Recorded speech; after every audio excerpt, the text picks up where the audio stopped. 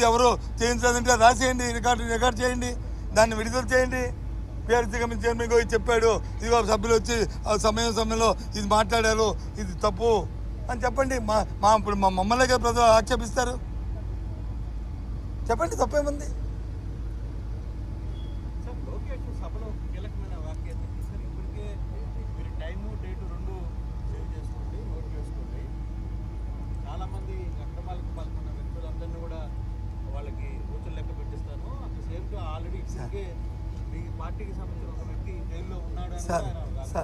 Sir సందర్భం లేని, సమయం లేని అంశాలని సభలో మాట్లాడడం అనేది అది ధర్మం కాదు.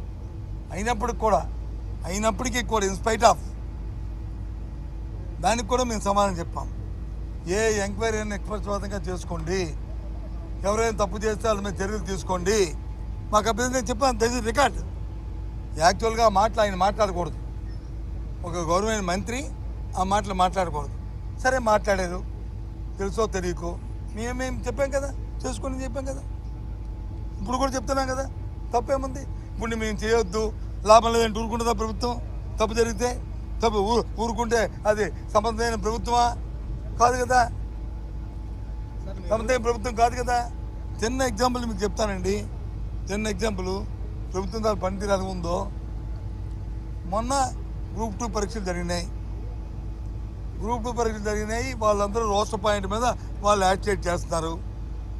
దాని మీద విద్యాశాఖ మంత్రి గారు వచ్చి ఒక ట్వీట్ పెట్టారు, దీన్ని పరిశీలిస్తున్నాము, దీని మీద సమగ్ర న్యాయం చేస్తామని.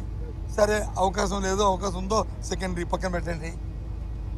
దాంట్లో చేయడానికి అవకాశం ఉందో లేదో ఆ మన్నాడు నేను ప్రెస్ కాన్ఫరెన్స్ పెట్టి మా పార్టీ తరఫున చెప్పాము, ఇది చాలా సున్నితమైన అంశము, దయచేసి దీని మీద దృష్టి పెట్టి సమయం తీసుకుని దీన్ని కొంత సమయం తీసుకుని పరీక్ష పెట్టి పిల్లల తాలూకు భవిష్యత్తుని చూడండి అని చెప్పాము.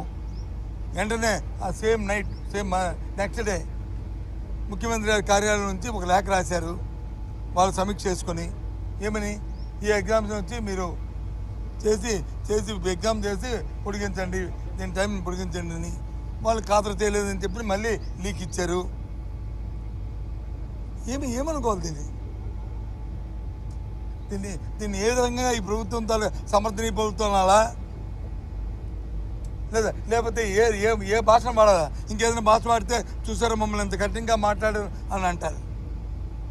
చెప్పండి, సమర్థనీయమా ఇది? అంతమంది విద్యార్థుల తాలూకు భవిష్యత్తుని మేము పరిశీలిస్తామని కాకుండా ఎందుకు లేఖ రాయాలి? ప్రభుత్వం ఎందుకు లేఖ రాయాలి? సీఎంఓ లేఖ రాస్తే అది ప్రభుత్వంకి బాధ్యత కాదా? ముఖ్యమంత్రికి అవమానం కాదా? అది అక్కర్లేదు. అది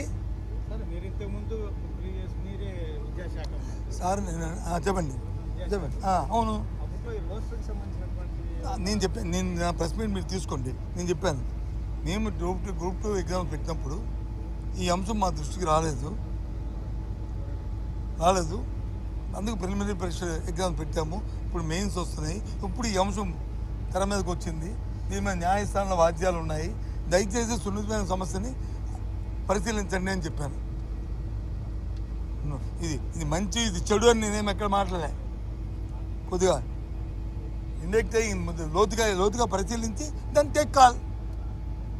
ఎస్, ప్రభుత్వం తీసుకున్న నిర్ణయమే కరెక్టు, ఏపీ తీసుకున్న నిర్ణయమే కరెక్టు, దీని ప్రకారం మీరు వెళ్ళాలి ఏదో అని చెప్పచ్చు, తప్పు కాదు. కానీ అసలు దృష్టి పెట్టడానికే మీకు అవకాశం లేపుతారు కదా. సో అది, కానీ ఏదైనా సరే బై అండ్ లార్జ్ ఇవాళ మేము బాయ్కౌట్ హౌస్ నుంచి మేము వాకౌట్ చేయడానికి కారణాలు 2. ఒకటి, గవర్నర్ గారి ప్రసంగంలో ఒక దశ లేదు ఈ రాష్ట్రానికి. ఆ ప్రసంగం అంతా కూడా ఒక 2-3 మాటలు అయితే చాలా బాధాకరమైన మాట్లాడాయి. అది ఆ బుక్ ఎక్కడుందో కానీ గత ప్రభుత్వం చేసిన విధ్వంసం అని చెప్పి గవర్నర్ నోట్ అని చెప్పడం. విధ్వంసం ఏంటండి గవర్నర్? ఆ భాష ఏంటండి ఇది? విధ్వంసం అని అది పొలిటికల్ లాంగ్వేజ్. అది ముఖ్యమంత్రి మాట్లాడండి అర్థం ఉంది, కానీ గవర్నర్ నోట్ అంటే విధ్వంసం అని మాట్లాడించొచ్చండి. ఆ ధర్మ పోనీ విధ్వంసం పోనీ ఇలేదో బాగుపెడతారు, మహా అద్భుతాలు చేస్తారంటే అద్భుతాలు ఏమున్నాయండి? 24 గంట ఈ 2047 కంట ఇప్పుడు సూపర్ 6 కాదు, సూపర్ 10 అంటే సూపర్ 6 ఊత్కాకి అయిపోయింది. ఇప్పుడు సూపర్ 10 ఇప్పుడు 47 సంవత్సరంకి. అంతవరకు మనం వచ్చి నోళ్ళు చాచుకొని ఆవులు చాచుకొని కాసుకొని కూర్చోవాలంట. ఏంటి వాడితే మనం చూసాం కదా, అది గవర్నర్ గారితో చెప్పించారు.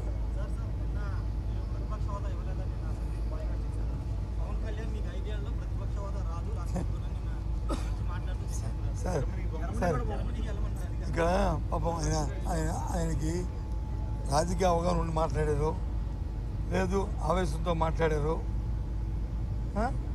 ఏదో చెప్పాలని చెప్పారు. అయితే నేను దాంట్లో ఏది కామెంట్ చేయను, కానీ ఆ 3 అంశాలు ఏదో ఒక అంశమై ఉంటుంది. ఎందుకంటే ఏదైతే రాజకీయ శాసనసభలో ఉన్న పక్షం మేము అడిగిన డిమాండ్ ఏంటి, శాసనసభలో ఉన్న రాజకీయ పార్టీల్లో మూడు పక్షాలు వచ్చి ఒక పక్క ఉన్నాయి, అది అధికార పక్షం. ఇంకా మిగిలిన ఒకటే పక్షం, ఆ పక్షం వచ్చి వైసీపీ. కాబట్టి దానికి ఆ స్టేటస్ ఏమని అడిగాం. లేదు అంతకంటే పవన్ కళ్యాణ్ గారు చెప్పినట్టు, డిప్యూటీ సీఎం గారు చెప్పినట్టు ఆ పార్టీకి ఎక్కువ ఉన్నాయి. ఎస్, ఆయన కానీ తీసుకోమని అపోజిషన్ మాకు అడగడానికి హక్కే లేదు. ఆయన అపోజిషన్ లీడర్, ఆయన ఉంటానంటే మాకు హక్కు ఎక్కడ ఉంది? మేము అడిగితే ఆ అమ్మాయికి అనుకోరండి. నేను అన్నానా ఆయన అన్నారు, నేను అన్నాను చెప్పండి. నేను అంటే తప్పు. ఆయన అపోజిషన్ లీడర్గా ఉందాం అనుకుంటే అప్పుడు మా పార్టీకి రాదు. ఎందుకంటే మా పార్టీ కంటే వైసీపీ కంటే ఆయనకి ఎక్కువ ఉన్నాయి, 21. సరే, జనరల్లో ఓట్ల ప్రకారం ఉంటుంది, ఇక్కడ వచ్చి సీట్ల ప్రకారం ఉంటుంది. మన డెమోక్రసీలో, మన రాజ్యాంగంలో ఉంటుంది. ఇది అందరికీ తెలిసిందే. మాకు 40% ఓటు వచ్చినా, ఆయనకు వచ్చి 6%, 7% ఓటు వచ్చినాయి. సంఖ్య సీట్ల మీద ఉంటుంది తప్ప ఓట్ల మీద ఉండదు, ఓటు శాతం మీద ఉండదు. ఐ అగ్రీ అబ్బాయి, అందులో రాజీ లేదు.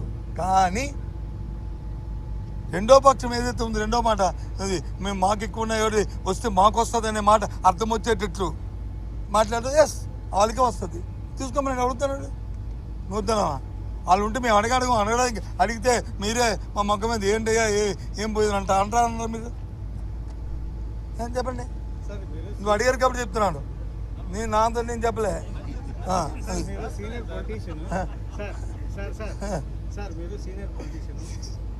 నిన్న జరిగినటువంటి గవర్నర్ ప్రసంగం అనేది కౌంటర్కి రాదు కాబట్టి వైసీపీ ఎమ్మెల్యేలు వచ్చినా కూడా అది అసెంబ్లీకి హాజరు అయినట్లు కాదు అని చెప్పి సార్, అది అప్రస్తుతం అండి మాకు. మీరు ఊరికనే 2-3 ఛానల్స్ పత్రికలు ఇది డేట్ కౌంటర్, ఆ డేట్ కౌంట్కి వస్తుందని మేము వచ్చామా? ఆ డేట్ని మేము ఎక్కడ కూడా వచ్చామా? లేదా అదేమని మాకు అవసరమా? అది మాకు అవసరమా? దాని మీద మా బుర్ర పెట్టామా? మీరే అది రాస్తారు, మీరే ఇది రాస్తారు. కాదండి, నేను అడుగుతా. నో, మాకు అది అప్రస్తుతం. మేము దాని గురించి మేము వచ్చి ఉంటే మీరు స్పీకర్ ఒక మాట, ఈరోజు స్పీకరు మొదట మాట్లాడటంగా మొదటి రోజు సమావేశం అని కూడా మెన్షన్ చేశాడు ఈరోజు. సార్, నేను అంటుంది మీకు అర్థం అవుతుందండి. మాకు ఆ డేటులో ఇది కౌంట్ అవుతుందా కౌంట్ అవుతుందో మాకు అప్రస్తుతం. మా బుర్రలో కానీ, మా ఆలోచనలో కానీ, మా విధానంలో కానీ అది లేదు. లేదండి మాకెందుకు? ఏమని? సరే, ఆయన తెలుసు, మాకు నేను అక్కడ లేదు. కానీ స్పీకర్ గారు మరి మా హౌస్కి వచ్చి ఉన్నా, లేకపోతే నన్ను పిలిస్తే కాఫీ ఇస్తానంటే వెళ్ళి చెప్తున్నాం. అది మాకు అప్రస్తుతం అండి. మీది కౌంటింగ్ కోసం మేము, ఈ డేట్ల కోసం మేమేమి సభకు రాలేదండి. మా హక్కుని మేము మీ ద్వారా, సభ ద్వారా గవర్నర్ గారి దృష్టికి, ప్రజల దృష్టి తేడానికి వచ్చామండి అని చెప్పేవాళ్ళం. మేమెందుకు